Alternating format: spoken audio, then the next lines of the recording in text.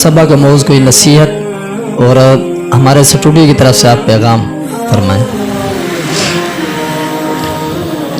आपका मैंने देखा है अभी यूसुफ स्टूडियो अभी मैंने सोशल मीडिया पर देखा है।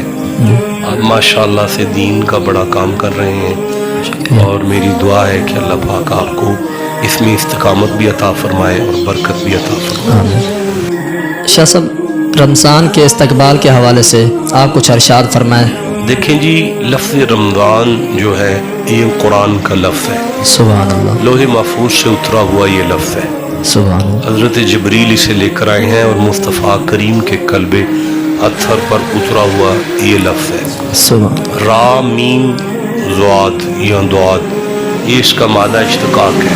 जी,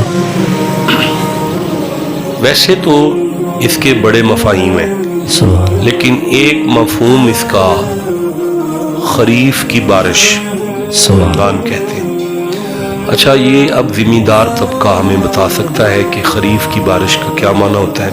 जी, जब पाकिस्तान में गंदम की कटाइयाँ होती हैं ना जी, जी, जिसे पंजाबी में वाडी कहते हैं, वाडी कहते हैं बेशक। वाडी और कटाई के बाद पूरी ज़मीन जो है वो धूल के साथ अटी हुई होती है, बेशक दरख्त मैले हो जाते हैं, सड़कें मैली हो जाती हैं, बेशक, ठीक है।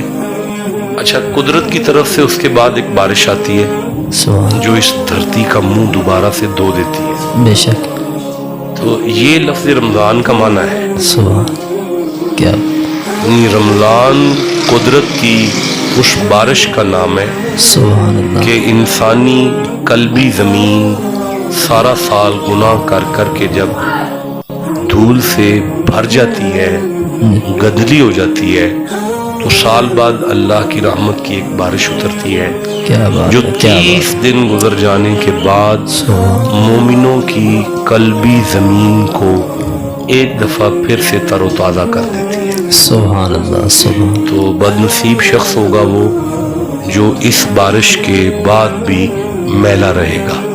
क्या बात है। ठीक है।